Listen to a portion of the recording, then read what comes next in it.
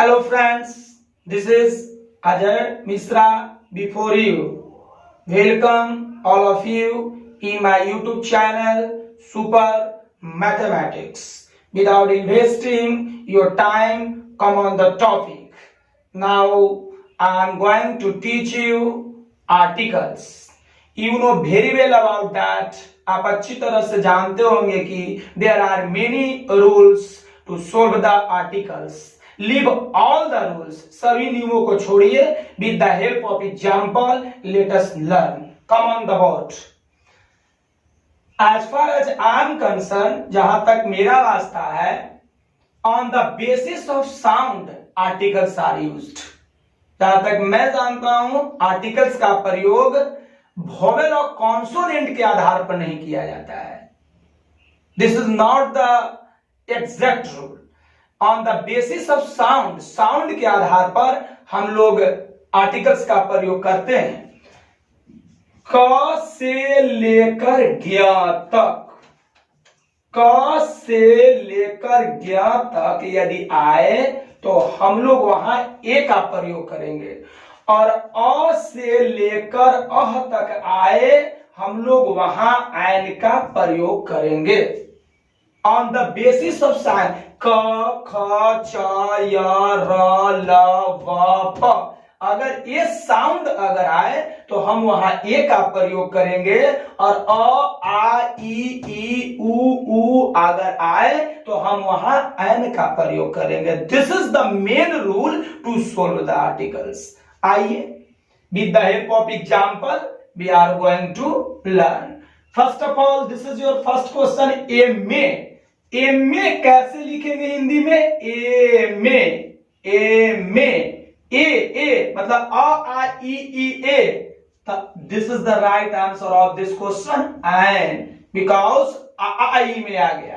Question number second, an सी सी. An कैसे लिखाएगा? एन ए, इसका मतलब कि आ ई ए, तो ए या एन, तो an is the right answer of this question. Clear?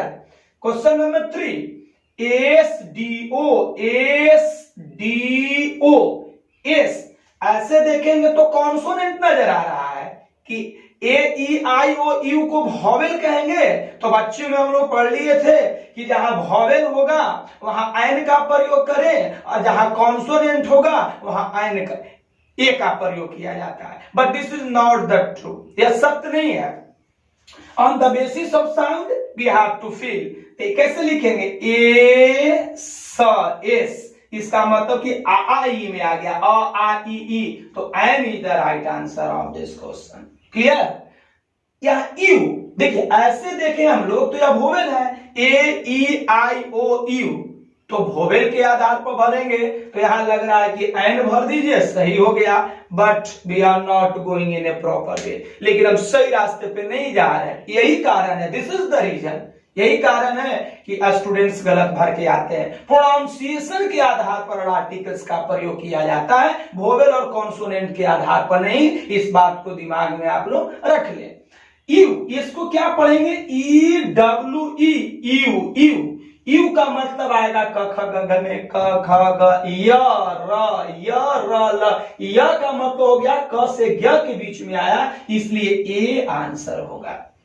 Clear? Question number, this question has already come many times in the examination, 10th or 12th or any competitive examination. One-eyed man कहने का मतलब हुआ one-eyed man, काना व्यक्ति. One ऐसे लिखेंगे O N E, one. ये लिखाया हुआ, इसका मतलब है कि क ख ग घ में आ रहा प्रोनाउंसिएशन. अतः a is the right answer of this question, not on the basis of vowel. ऐसे तो सोचेंगे कि ए ई आई ओ है तो एन डाल दीजिए, लेकिन यह करेक्ट नहीं होगा. यही है, this is the reason many students is going wrong way. ये क्या है? उडेन ऐसे नहीं लिखेंगे इसको. उडेन ऐसे नहीं लिखेंगे, ये गलत है. उडेन टेबल, उ, इसका मतलब यरा लवा हुआ. अतः a is the right answer. आगे बढ़ते हैं, ये है एयर, हेयर नहीं पढ़ेंगे इसको, हेयर मीन्स बाल, ये होता है air, air air air air लिखा हुआ है, एयर एयर मीन्स होता है उत्तराधिकारी, उत्तराधिकारी अतः यह एयर है, हेयर नहीं है, एयर, एयर का मतलब हो गया कि अ आ ई ए में आ गया, अतः एन यहां पर आंसर होगा। देखिए ऐसे यहां लग रहा है कि एच है, तो एच तो कॉन्सोनेंट है, तो on the basis of consonant you will fill A is the right answer of this question, but this is not true, यह सत्य नहीं है। On the basis of sound we have to fill, तो यहां इसके पढ़ेंगे आवर, HOUR पढ़ेंगे our, आ कहने का मतलब आ ई में आ गया, अतः हम यहां एन का प्रयोग करेंगे। मैं आशा करता हूं कि आप लोगों को बहुत अच्छे तरीका से समझ में आ रहा होगा। ध्यान से मेरी बातों को सुने और कलम और कॉपी लेकर के बैठे और इस बात को लिख और इसे आप बैक करके भी बार बार देख सकते हैं, तो आपको ज्यादा समझ में आएगी। शॉर्टकट कोई नियम नहीं होता है, you have to hard work to achieve your goal and slowly you will get a good grip of this topic. काम तो करना पड़ेगा। University, this question will come in your examination and already come in the examination many times I have seen in the question paper university, you ऐसे तो लग रहा है कि यू है, ए ई आई ओ यू वोवेल है, तो यहां डाल दो एन, लेकिन गलत हो गया, इसलिए यू है, इसका मतलब यारा लवा में है, अतः एन नो ए, एन भरेंगे गलत हो जाएगा, तो ए, क्यों ए, क्योंकि यू से स्टार्ट हो गया, क ख ग घ में आ गया। हम आशा करते हैं कि यह 10 क्वेश्चन आपको बहुत बढ़िया से समझ में आया होगा। अगले हम फिर इसमें कुछ क्वेश्चन कराएंगे, लेकिन हम लोग भी are going to more 10 questions on the board. European, ये पिछले साल आप जाकर देखें तो 10th क्लास का ये क्वेश्चन है, 12th में भी आया हुआ है भरने के लिए। यूरोपियन, यू का मतलब यारा लव में आ गया, यारा लव, क ख ग च च या का मतलब होता है ए, ऐसा ए हो गया। अब आइए कुछ हम लोग अब इस नियम को छोड़ करके कुछ और हम लोग आगे सीखते हैं। इस पे आधारित मैंने क से लेकर किया तक, अ से लेकर अह तक में हमने आपका 10 क्वेश्चन क्लियर कराया। फिर हम अगले वीडियो में इस पे आधारित कुछ क्वेश्चन हम और आप लोग को करेंगे, लेकिन अब इससे थोड़ा हटकर हम लोग आगे बढ़ते हैं। जब बच्चे थे तो सर हमको भरने के लिए इस टाइप का जब क्वेश्चन दिए तो मेरा 10 में 10 गलत हो गया। बहुत सारे बच्चे थे उनका 9, किसी का 8, मतलब मैक्सिमम गलत ही होता है, क्योंकि हम पढ़े लिखे नहीं होते, उतना हमको जानकारी नहीं था। लेकिन अब जब हम लोग आगे पढ़े तो इसकी बात अब समझ में आई, अतः हम अपना अनुभव आप लोगों के साथ शेयर करने जा रहे हैं। ब्यूटीफुल, तो यहां लगेगा ये ब्यूटीफुल, नहीं लगेगा ये ब्यूटीफुल, क्योंकि ब्यूटीफुल एडजेक्टिव है सिर्फ, और केवल एडजेक्टिव के साथ आर्टिकल्स का प्रयोग नहीं किया जाता है। Without the help of noun, articles is not used. ये आप याद रखें, जब तक नाउन नहीं आएगा तब तक आर्टिकल्स का प्रयोग नहीं करेंगे। ब्यूटीफुल मीन्स सुंदर, तो सुंदर मीन्स क्या सुंदर, लड़की सुंदर, लड़का सुंदर है, किताब सुंदर है, बिल्डिंग सुंदर है, पता ही नहीं चल रहा, तो यहां हम आर्टिकल्स का प्रयोग नहीं करेंगे। लेकिन beautiful girl, question number 30, beautiful girl, सुंदर लड़की है, देखिए यहां एडजेक्टिव के बाद नाउन आ गया, अतः आर्टिकल्स हो जाएगा a beautiful girl. Question number honest, यहां तो मैक्सिमम बच्चों को मैंने टेस्ट किया। I have been teaching the students for a long time, so I have a lot of experience in this area. मैं बच्चों को बहुत दिनों से पढ़ा रहा हूँ, बहुत वर्षों से पढ़ा रहा हूँ। मैंने जब भी 11, 12, 10th में दिया क्वेश्चन, बच्चा एन भर दिया, कोई ए भर दिया, क्यों भर दिया, what is the reason behind it. लड़का का कोई गलती नहीं है, क्योंकि उसको पता ही नहीं है। तो ऑनेस्ट मीन ईमानदार, तो कौन ईमानदार, लड़का ईमानदार है, लड़की ईमानदार है, नेता ईमानदार है, कौन है पता ही नहीं चल रहा है, क्योंकि noun is not present with honest, so articles is not used. Is that clear. यहां आते हैं ऑनेस्ट मैन, इसका मतलब कि देखिए आ गया ईमानदार व्यक्ति, ईमानदार व्यक्ति। ई का मतलब आई में आ रहा है, अतः एन का प्रयोग लगेगा। An is the right answer of this question. Clear? तो याद रखें इस बात को आप लोग कि आर्टिकल्स का प्रयोग हम तभी करेंगे जब नाउन रहेगा, केवल एडजेक्टिव हो, only adjective. Articles is not used before. अब यहां देखिए uncountable noun. You are a student of 10th class, 11th class, 12th class, any competitive examination. But what is the definition of uncountable noun? देखिए नाम में उसका काम छुपा हुआ रहता है। जैसे लिखा हुआ uncountable noun। कोई टीचर आते हैं और डेफिनेशन दे दिए कि what is the definition of uncountable noun? Things which can be counted are called uncountable noun। बच्चे देहात में बिलोंग करते हैं, उनकी अंग्रेजी समझ में नहीं आई, इसको तोड़िए। इसको अन मीन्स नहीं, काउंट माने गिनना, एबल माने योग्य। अन मीन्स नहीं, काउंट माने गिनना, एबल माने योग्य। नाम में ही डेफिनेशन है, पता तो चले।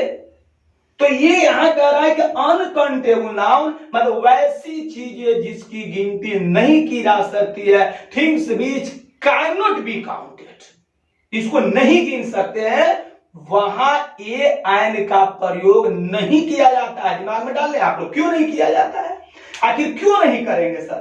तो आप सोचिए, पानी को आप गिनेंगे तो एक पानी दो पानी गिनिएगा, एक पानी दो पानी होता है, होता ही नहीं एक पानी दो पानी।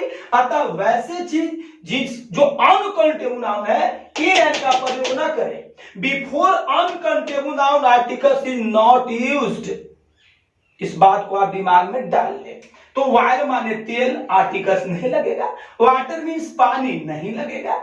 आइस मीन्स बर्फ, बर्फ को हम गिनेंगे एक बर्फ दो बर्फ, इसलिए यहां भी नहीं लगेगा। लेकिन देखिए आइसक्रीम हो गया, तब तो हम गिन लेंगे कि एक आइसक्रीम दो आइसक्रीम। क्यों? क्योंकि अनकाउंटेबल नाउन के पहले देखिए फिर नाउन आ गया। जब नाउन आ गया तो हम वहां एन का प्रयोग करेंगे। आइसक्रीम, आ माने अ से लेके इसमें आ गया, अतः एन लगेगा। आयरन को आप गिनते हैं, एक लोहा दो लोहा तीन लोहा। आयरन को हम लोग मेजरमेंट करते हैं, नाप सकते हैं, तौल सकते हैं। अतः before uncountable noun articles is not used. Articles is used but an is not used because I am studying only A and N। Iron gate, देखिए आयरन होता आर्टिकल्स नहीं लगाते, गेट आ गया भाई। आयरन गेट, लोहा का गेट, तो एक लोहा का गेट दो लोहा का gate. We are able to count, so articles is used a और एन, इसलिए आयरन, आयरन, अतः यहां लग गया अ है, इसलिए लगा दिए एन। जहां तक हम समझते हैं या आप समझ रहे हैं। अब हम अंत में देखिए आपको पहले हम क्या किए कि पहले हम आपको with the help of examination I convinced you. अब आइए आर्टिकल्स हम पढ़ रहे हैं ARTICLE, और हमको पता ही नहीं है कि आर्टिकल्स कितने प्रकार के होते हैं। How many kinds of articles in grammar? ठीक है, there are two type of articles grammar, definite DEFINIT definite articles, ARTICLE definite articles and indefinite articles। indefinite, definite articles and indefinite articles। देखिए नाम में काम छुपा हुआ है, आखिर लोग क्यों रखा? ये बेवकूफ लोग नहीं तो बना दिया होगा। आखिर क्यों लगा आर्टिकल्स का नाम डिफिनिट क्यों रखा, कुछ और क्यों नहीं रखा? आप जब भी पढ़े अपने टीचर से सवाल कीजिए कि sir what is the reason behind it definite. Definite के पीछे क्या कारण? देखिए इसके पीछे कारण है, डेफिनिट मीन्स होता है निश्चित, सब नाम में ही उसका अर्थ छुपा हुआ रहता है। डेफिनिट, जैसे कि एग्जांपल लेते हैं, सर हम 10 बजे तक पटना पहुंच रहे, हम डेफिनेटली कह रहे, डेफिनिट बात बोल रहे हैं, तो डेफिनिट माने 10 बजे पहुंच जाइएगा, तो डेफिनिट माने निश्चित।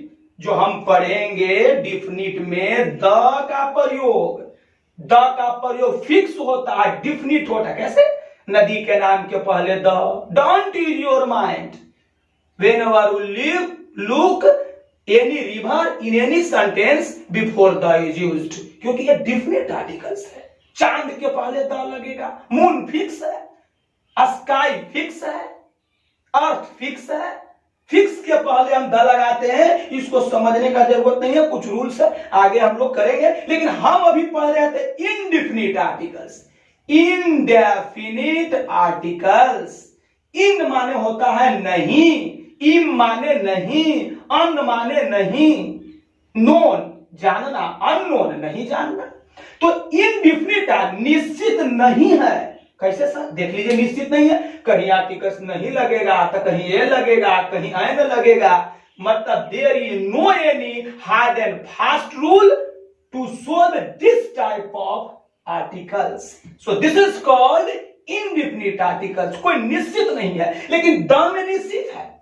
क्या भाई, नदी का नाम आ गया, द लगा दीजिए, फिक्स है सब। गंगा के पहले द, ब्रह्मपुत्र के पहले द, लेकिन इसमें फिक्स नहीं है, कहीं ए लगेगा, कहीं एन लगेगा, कहीं कटकुट हो जाएगा। सो this is called indefinite articles, अनिश्चित आर्टिकल्स है। और द जब ये पढ़ेंगे बाद में हम आशा करते हैं कि जितने अभी हम जो समझाएं आप लोग को with the help of example, आप लोगों को बातें समझ में आई होगी। और यह मेरा पार्ट 1 होगा आर्टिकल्स का, PART पार्ट 1। आगे हम आपको पार्ट 2 लेकर के आएंगे। और यदि आपको अच्छा लगे तो सुपर मैथमेटिक्स जो यूट्यूब चैनल है मेरा, आप उसे सब्सक्राइब करें, आप अपने दोस्तों में भी शेयर करें। I am Ajay Mishra. Okay, thank you very much. फिर मिलते हैं अगले